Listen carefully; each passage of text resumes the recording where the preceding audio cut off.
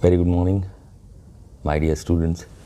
11th standard के जो बच्चे हैं उनके लिए ग्रामर का एक पार्ट लेके मैं आया हूँ।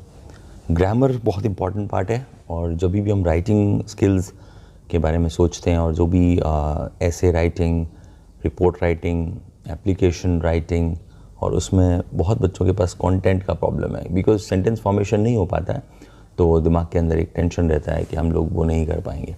तो 11th स्टैंडर्ड एक अच्छा बेसिक पॉइंट है जहाँ पे आप अपनी जो भी कमी है उसको आप पूरा कर सकते हैं ताकि आप 12th स्टैंडर्ड के अंदर अच्छे मार्क्स गेन कर पाएँ और ज़्यादा फोकस दूसरे सब्जेक्ट्स पे करें बजाय कि इंग्लिश के। इंग्लिश एक कम्युनिकेटिव लैंग्वेज है ताकि आप आपके कम्युनिकेशन के अंदर वो काम आए, ना कि आपके मार्क्स रोकने में।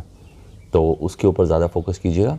आज हम थोड़ा सा बात करेंगे स्पीच राइटिंग और एप्लीकेशन राइटिंग दोनों के बारे में।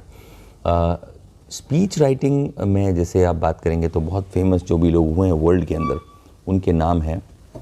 जैसे आप नाम सुना होगा आपने, हिटलर का नाम सुना होगा, और श्री नरेंद्र मोदी का नाम आपने सुना होगा, और बहुत लेजेंडरी कैरेक्टर्स, नेपोलियन का नाम सुना होगा, और ऐसे बहुत सारे ऐसे लोग हैं जिन लोगों ने ऐसी फेमस स्पीचेस दी हैं। स्वामी विवेकानंद ने वर्ल्ड रिलीजन कन्वेंशन में जो स्पीच दी थी, ऐसी स्पीचेस दुनिया के अंदर अमर हो गई हैं।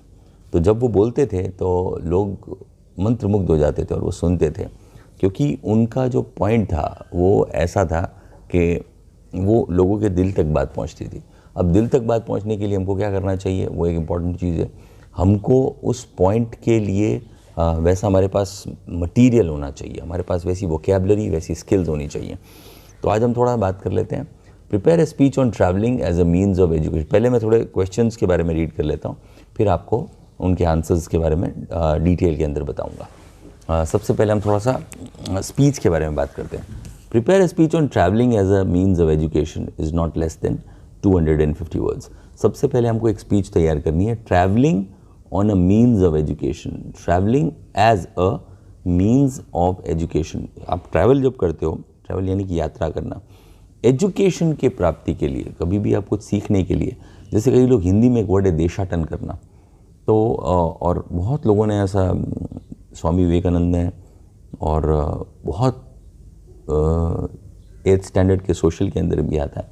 आप जब पढ़ेंगे तो आपको पता चलेगा कि दयानंद सरस्वती 15 साल भारत घूमे, फिर राजा राम मोहन रॉय बहुत घूमे भारत, फिर विनोबा भावे, महात्मा गांधी, ऐसे बहुत सारे ऐसे लोग हैं जिन्होंने देश के अंदर बहुत ज़्यादा देशाटन किया, ताकि वो लोगों की जो अंदर की भावनाएं हैं, किस टाइप के लोग हैं, किस बोली के लोग हैं, किस खान पान के, किस रहन सहन के लोग हैं, उनके साथ वो रह पाएँ और उनकी जो विचारधारा को समझने का प्रयास करें, तब एक समग्र भारत का निर्माण होता है। ऐसे उसके बिना नहीं होगा।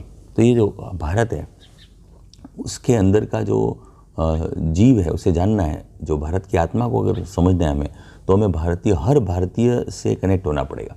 तो ये वही बात कहना चाहते हैं यहाँ पे, travelling as a means of education. तो हमको एजुकेशन डिग्री वाली नहीं, एजुकेशन मतलब आपको एक मानसिक शांति मिले और आप एजुकेटेड हों, आपके अंदर मन से वो भावना आए कि हम अब समझदार हो गए हैं, जो आपको ज्ञान प्राप्त होना है वो होगा।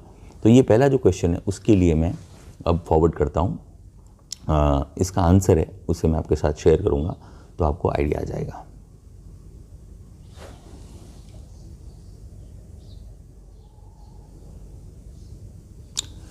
तो जो पहला जो हमारा था education, travelling as a mean of education, उसके लिए मैंने एक आंसर प्रिपेयर किया आपके लिए।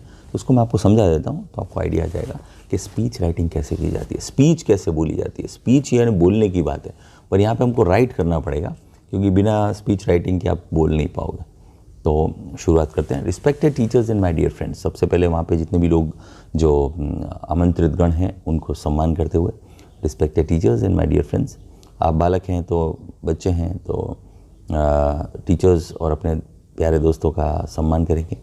आई एम स्टेफी फोंसेका, इसे आप चाहे तो मिस कर सकते हैं, अपना जो भी नाम है वो ऐड कर सकते हैं। I am Steffi Fonseca of standard 11D and I am going to speak on the topic of travelling as a means of education. और आज मैं ट्रैवलिंग के जो मीन्स हैं, एजुकेशन के बारे में, जो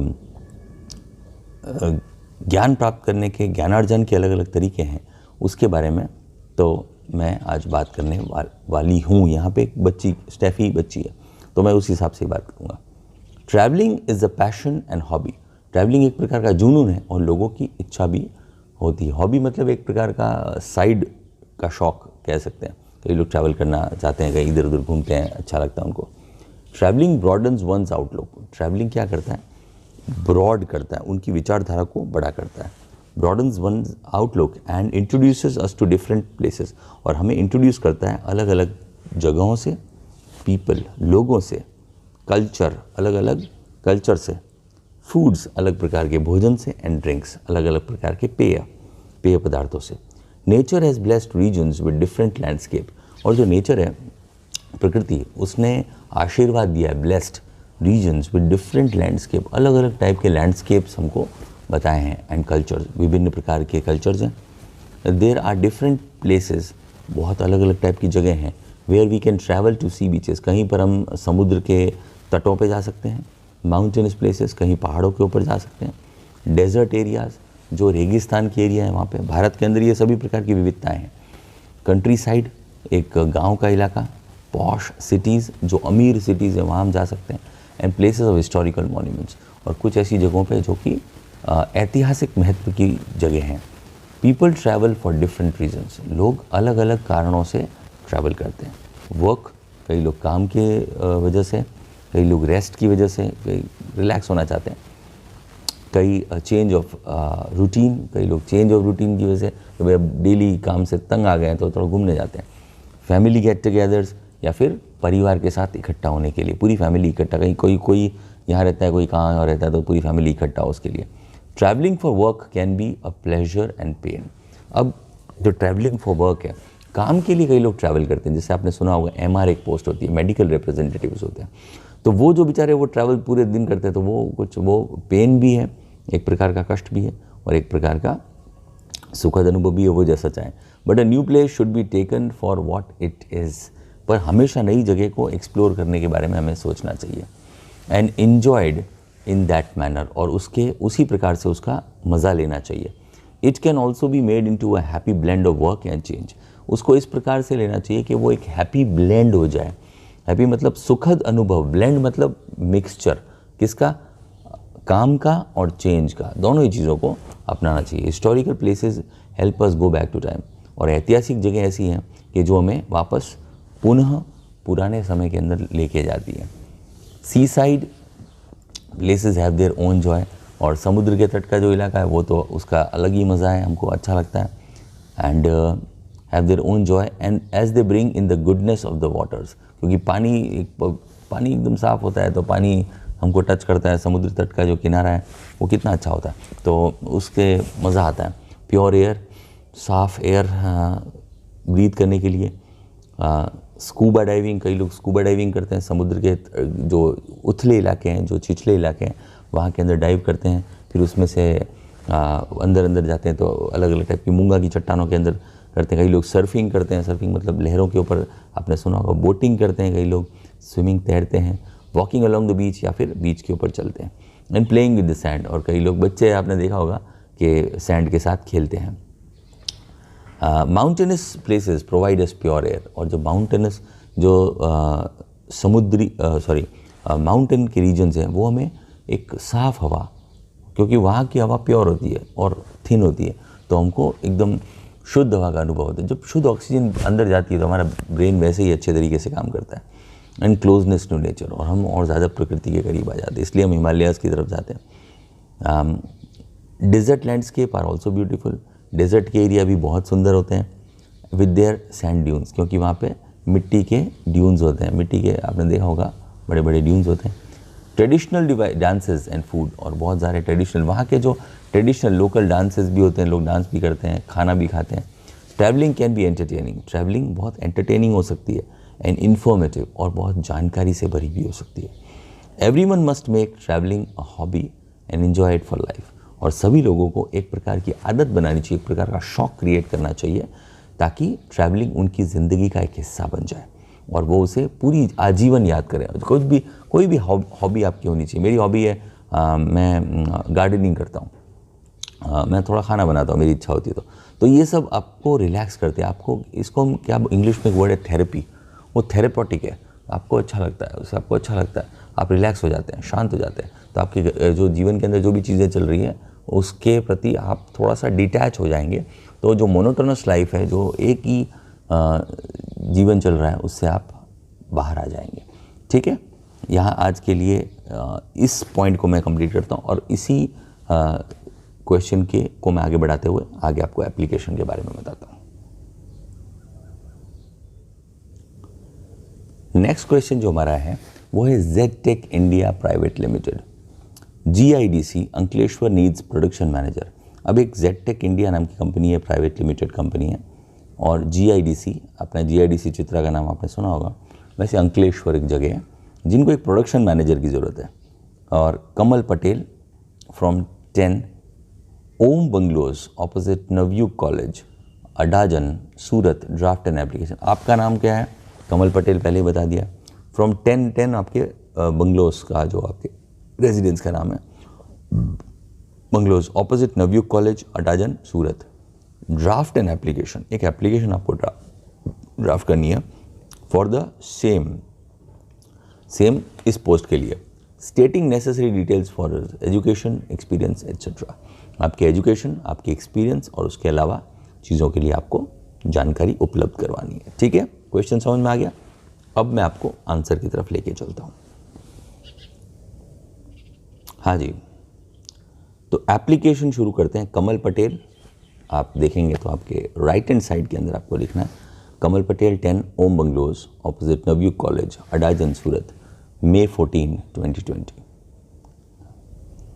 द पर्सनल मैनेजर, जो पर्सनल मैनेजर है, पर्सनल का स्पेलिंग आप देख लेना, ये एक प्रकार के ऐसे मैनेजर हैं जो कि सब प्रकार का ध्यान रखते हैं। ZTech ध्यान रखते हैं मतलब वो उनके मेन ऑफिसर है, उनके लिए हमको लेटर लिखना है। ZTech India private limited, GIDC Ankleshwar, respected sir. सबसे पहले शुरुआत करनी रिस्पेक्टेड सर से, बहुत ईजी है। आप अपना उनका एड्रेस यहाँ पे और वहाँ पे राइट हैंड साइड के अंदर अपना एड्रेस, लेफ्ट हैंड साइड के अंदर अपना, बीच में सब्जेक्ट।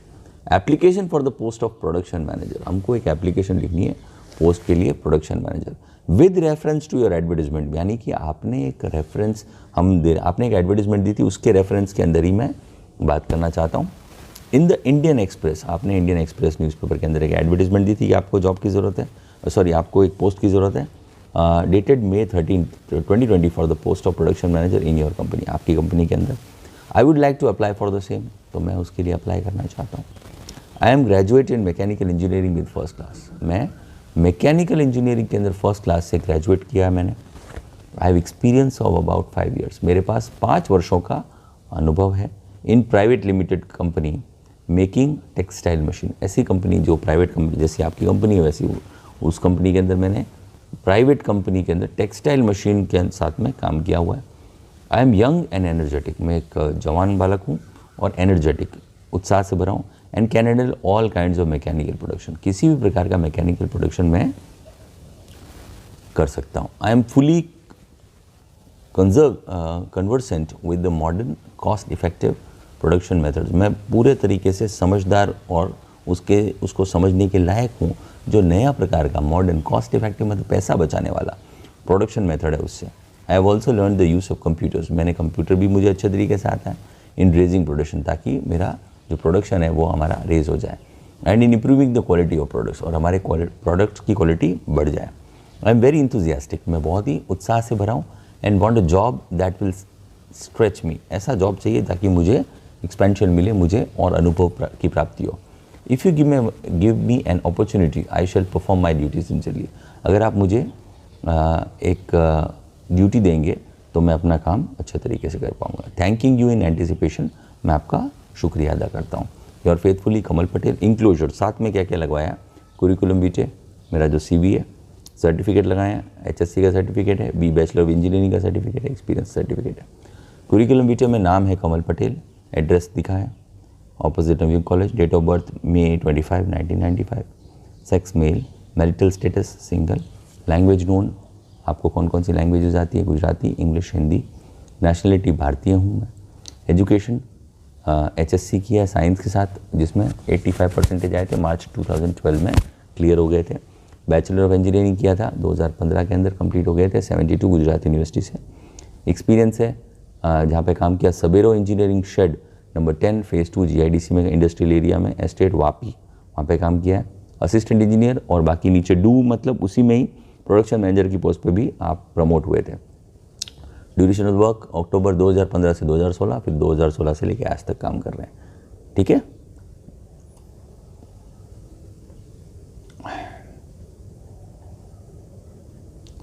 अब रेफरेंस किन किन ने रेफरेंस किया है? नेम मिस्टर अनिल शाह ने, जनरल मैनेजर डेजिग्नेशन सबेरो के, उनका है। डॉक्टर मिस्टर एल शिवम जो रीजनल मैनेजर हैं 18 क्लासिक आर्केड, गुंजन सिनेमा, इन लोगों ने उनका रेफरेंस दिया है। ठीक है, तो यहाँ तक हमको कंप्लीट रखना है। तो ये दो चीज़ें मैंने आपको सिखाई, स्पीच और एप्लीकेशन, दोनों चीज़ों को अच्छे तरीके से प्रैक्टिस करना है। इसको आप देख लीजिएगा, स्क्रीनशॉट ले लीजिएगा ताकि आपको परफेक्ट समझ में आए, और इसे लिख के आपको होमवर्क में मुझे बताना है। ठीक है, तो आज के लिए इतना कंप्लीट करते हैं, और नेक्स्ट में और ज़्यादा एग्जाम्पल्स के साथ मैं आपसे ज़रूर रूबरू होऊंगा। Take care, stay safe.